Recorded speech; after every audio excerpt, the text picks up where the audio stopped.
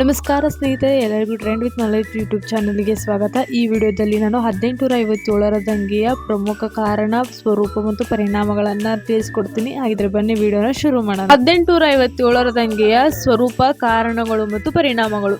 ಈ ಪ್ರಶ್ನೆಗೆ ಪೀಠಿಕೆಯಾಗಿ 1857ರ ಮಹಾದಂಗೆಯು ಭಾರತದ ಇತಿಹಾಸದಲ್ಲಿ ಬ್ರಿಟಿಷ್ ವಸಾಹತುಶಾಹಿ ಆಳ್ವಿಕೆಯ ವಿರುದ್ಧ ನಡೆದ ಪ್ರಥಮ ಮತ್ತು ಅತ್ಯಂತ ದೊಡ್ಡ ಶಸ್ತ್ರಾಸ್ತ್ರ ದಂಗೆಯಾಗಿದೆ. ಬ್ರಿಟಿಷರು ಇದನ್ನು ಕೇವಲ ಸಿಪಾಯಿ ದಂಗೆ ಎಂದು ಕರೆಯಲು ಪ್ರಯತ್ನಿಸಿದರೂ ಆಧುನಿಕ ಇತಿಹಾಸಕಾರರು ಇದನ್ನು ಕೇವಲ ಸೈನಿಕರ ದಂಗೆ ಅಷ್ಟೇ ಅಲ್ಲದೆ ರೈತರು, ಕುಶಲಕರ್ಮಿಗಳು ಮತ್ತು ಅತೃಪ್ತ ರಾಜಪ್ರಭುತ್ವದವರು ಪಾಲ್ಗೊಂಡ ಭಾರತದ ಪ್ರಥಮ ಸ್ವಾತಂತ್ರ್ಯ ಸಂಗ್ರಾಮ ಎಂದು ಬಣ್ಣಿಸಿದ್ದಾರೆ. ಈ ದಂಗೆಯು ಭಾರತೀಯರ ಸ್ವಾತಂತ್ರ್ಯದ ಹಂಬಲಕ್ಕೆ ಬುನಾದಿ ಹಾಕಿ ಬ್ರಿಟಿಷರ ಆಡಳಿತದ ಅಡಿಪಾಯವನ್ನೇ ಅಲ್ಲಾಡಿಸಿತು. ಹಾಗಿದ್ರೆ ಈ ದಂಗೆಯ ಸ್ವರೂಪ. 1857ರ ದಂಗೆಯ ಸ್ವರೂಪದ ಬಗ್ಗೆ ಇತಿಹಾಸಕಾರರಲ್ಲಿ ಭಿನ್ನಾಭಿಪ್ರಾಯಗಳಿವೆ. ಇದರ ಸ್ವರೂಪವನ್ನು ಮುಖ್ಯವಾಗಿ ಈ ಕೆಳಗಿನಂತೆ ವಿಶ್ಲೇಷಿಸಬಹುದು. ಮೊದಲನೇದಾಗಿ, ಸಿಪಾಯಿ ದಂಗೆ ಅಷ್ಟೇ ಅಲ್ಲ.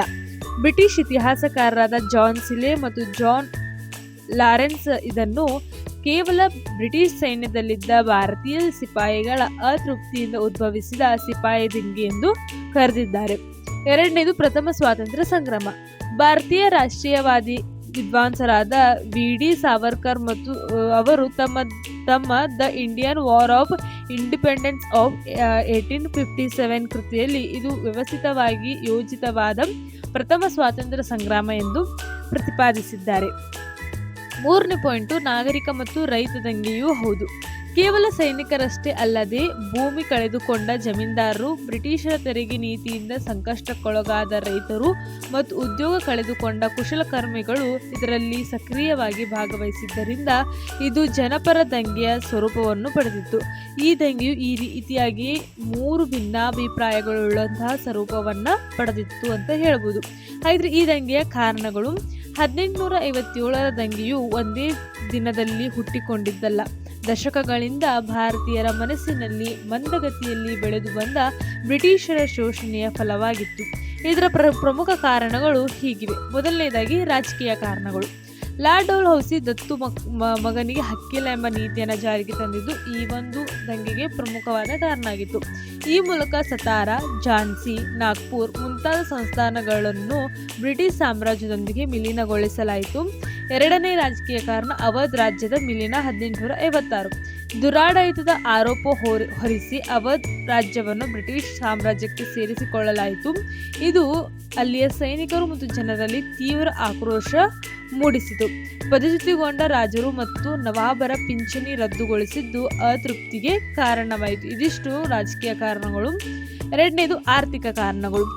ಬ್ರಿಟಿಷರ ಆರ್ಥಿಕ ನೀತಿಗಳಿಂದ ಭಾರತದ ಸಾಂಪ್ರದಾಯಿಕ ಕೈಗಾರಿಕೆಗಳು ಮತ್ತು ಕರಕುಶಲ ಉದ್ಯಮಗಳು ನಾಶವಾದವು. ರೈತರ ಮೇಲಿನ ವಿಪರೀತ ಭೂ ಕಂದಾಯ, ತೆರಿಗೆ ವಸೂಲಿ ಮತ್ತು ಜಮೀನ್ದಾರರ ಶೋಷಣೆ ದೇಶದ ಸಂಪತ್ತು ಇಂಗ್ಲೆಂಡಿಗೆ ಹರಿದು ಹೋಗುವಂತೆ ಮಾಡಿದ್ದರಿಂದ ಭಾರತದಲ್ಲಿ ಬಡತನ ಮತ್ತು ಕ್ಷಾಮ ತಲೆದೋರಿತು. ಇದು ಆರ್ಥಿಕ ಕಾರಣಗಳು. ಮೂರನೇದಾಗಿ, ಸಾಮಾಜಿಕ ಮತ್ತು ಧಾರ್ಮಿಕ ಕಾರ್ಯಗಳು. ಕ್ರಿಶ್ಚಿಯನ್ ಧರ್ಮ ಪ್ರಚಾರಕಾರ ಅತಿ ಪ್ರಸಂಗ ಮತ್ತು ಮತಾಂತರದ ಯತ್ನಗಳು ಭಾರತೀಯರಲ್ಲಿ ಆತಂಕ ಮೂಡಿಸಿದವು. ಸತಿ ಸಹಗಮನ ನಿಷೇಧ, ವಿಧವೆ ವಿವಾಹ ಕಾಯ್ದೆ ಮುಂತಾದ ಸಾಮಾಜಿಕ ಸುಧಾರಣೆಗಳು ಸಾಂಪ್ರದಾಯಿಕ ಭಾರತೀಯರ ಧಾರ್ಮಿಕ ನಂಬಿಕೆಗಳಲ್ಲಿ ಬ್ರಿಟಿಷರ ಹಸ್ತಕ್ಷೇಪ ಎಂದು ಭಾವಿಸಲ್ಪಟ್ಟವು. ರೈಲ್ವೆ ಮತ್ತು ಟೆಲಿಗ್ರಾಫ್ ವ್ಯವಸ್ಥೆಗಳು ಜಾತಿ ವ್ಯವಸ್ಥೆಯನ್ನು ನಾಶ ಮಾಡಲು ಬಂದಿವೆ ಎಂಬ ತಪ್ಪು ಕಲ್ಪನೆ ಜನರಲ್ಲಿ ಮೂಡಿತು. ಇದು ಸಾಮಾಜಿಕ ಮತ್ತು ಧಾರ್ಮಿಕ ಕಾರಣಗಳು. ನಾಲ್ಕನೇದಾಗಿ, ಸೈನಿಕ ಕಾರಣಗಳು. ಭಾರತೀಯ ಸಿಪಾಯಿಗಳಿಗೆ ಬ್ರಿಟಿಷ್ ಸೈನಿಕರಿಗಿಂತ ಕಡಿಮೆ ವೇತನ ಮತ್ತು ಕಳಪೆ ಸೌಲಭ್ಯಗಳು ನೀಡಲಾಗುತ್ತಿತ್ತು. ಬಡ್ತಿಯಲ್ಲಿ ತಾರತಮ್ಯ ಮಾಡಲಾಗುತ್ತಿತ್ತು. ಭಾರತೀಯರಿಗೆ ಸುಬೇದಾರ್ ಹುದ್ದೆಗಿಂತ ಮೇಲಿನ ಹುದ್ದೆ ಸಿಗುತ್ತಿರಲಿಲ್ಲ.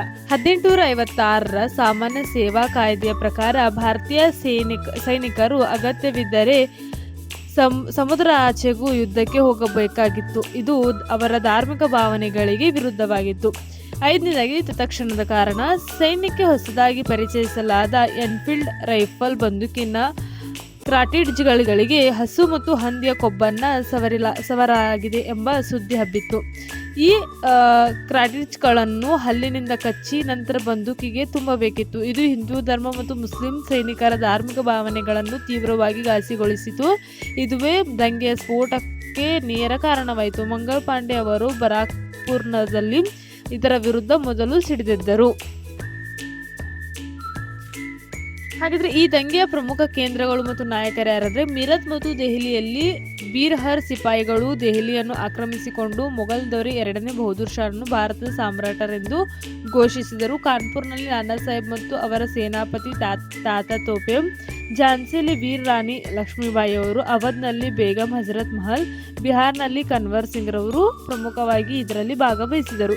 ಹಾಗಿದ್ರೆ ಈ ದಂಗೆಯ ಪ್ರಮುಖ ಪರಿಣಾಮಗಳೇನೆಂದರೆ, ದಂಗೆಯನ್ನು ಬ್ರಿಟಿಷರು ಕ್ರೂರವಾಗಿ ಹತ್ತಿಕ್ಕುವಲ್ಲಿ ಯಶಸ್ವಿಯಾದರೂ ಇದರ ಪರಿಣಾಮವು ಭಾರತ ಮತ್ತು ಬ್ರಿಟಿಷರ ಸಾಮ್ರಾಜ್ಯದ ಭವಿಷ್ಯದ ಮೇಲೆ ಗಾಢವಾದ ಪರಿಣಾಮ ಬೀರಿದವು. ಮೊದಲನೇದಾಗಿ ಈಸ್ಟ್ ಇಂಡಿಯಾ ಕಂಪನಿಯ ಆಳ್ವಿಕೆ ನಿಂತು ಹೋಯಿತು.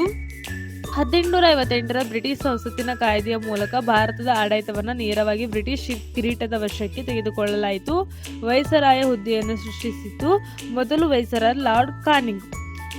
ಮಹಾರಾಣಿ ವಿಕ್ಟೋರಿಯಾ ಘೋಷಣೆ 2ನೇ ಪರಿಣಾಮ, ಭಾರತೀಯರ ಧಾರ್ಮಿಕ ಸ್ವಾತಂತ್ರ್ಯವನ್ನು ಗೌರವಿಸುವುದಾಗಿ ರಾಜಪ್ರಭುತ್ವದ ಹಕ್ಕನ್ನು ರಕ್ಷಿಸುವುದಾಗಿ ಮತ್ತು ಭವಿಷ್ಯದಲ್ಲಿ ರಾಜ್ಯದ ಘೋಷಿಸಿದರು. 3ನೇ ಒಂದು ಪರಿಣಾಮ ಸೈನ್ಯದ ಪುನರ್ರಚನೆ. ಬ್ರಿಟಿಷ್ ಸೈನ್ಯದಲ್ಲಿ ಭಾರತೀಯರ ಸೇನೆಯನ್ನು ಕಡಿಮೆ ಮಾಡಲಾಯಿತು ಮತ್ತು ಯುರೋಪಿಯನ್ ಸೈನಿಕರ ಸಂಖ್ಯೆ ಹೆಚ್ಚಿಸಲಾಯಿತು. ಫಿರಂಗಿ ದಳಗಳನ್ನು ಸಂಪೂರ್ಣವಾಗಿ ಬ್ರಿಟಿಷರ ನಿಯಂತ್ರಣದಲ್ಲಿಡಲಾಯಿತು. 4ನೇ ಪರಿಣಾಮ ವಿಭಜನೆ ಮತ್ತು ಆಳ್ವಿಕಾ ನೀತಿ. ದಂಗೆಯ ಹಿಂದೂ ಮತ್ತು ಮುಸ್ಲಿಮರ ಒಗ್ಗಟ್ಟೆ ಕಾರಣವೆಂದು ಅರಿತ ಬ್ರಿಟಿಷರು ಮುಂದೆ ಅವರ ನಡುವೆ ಒಡೆದು ಆಳುವ ನೀತಿಯನ್ನು ಕಟ್ಟುನಿಟ್ಟಾಗಿ ಜಾರಿಗೆ ತಂದರು. 5ನೇ ಪರಿಣಾಮ ರಾಷ್ಟ್ರೀಯತೆಯ ಉದಯ. ಈ ದಂಗೆಯು ಸಂಪೂರ್ಣ ಯಶಸ್ವಿಯಾಗದಿದ್ದರೂ ಮುಂದಿನ ಪೀಳಿಗೆ ಬ್ರಿಟಿಷರ ವಿರುದ್ಧ ಹೋರಾಡಲು ದೊಡ್ಡ ಸ್ಫೂರ್ತಿಯಾಯಿತು ಮತ್ತು ಭಾರತೀಯರಲ್ಲಿ ರಾಷ್ಟ್ರೀಯ ಭಾವನೆ ಜಾಗೃತಗೊಳಿಸಿತು. ಇದಿಷ್ಟು ಈ ದಂಗೆಯಿಂದಾದಂಥ ಪರಿಣಾಮ. ಕೊನೆಯದಾಗಿ ಬರುವುದು ಸಮಾರೋಪ. ಸಂಕ್ಷಿಪ್ತವಾಗಿ ಹೇಳೋದಾದರೆ 1857ರ ಮಹಾದಂಗೆಯು ಬ್ರಿಟಿಷರ ಸಾಮ್ರಾಜ್ಯಶಾಹಿ ವಿರುದ್ಧ ಭಾರತೀಯರ ಮೊದಲ ಬೃಹತ್ ಪ್ರತಿರೋಧವಾಗಿತ್ತು.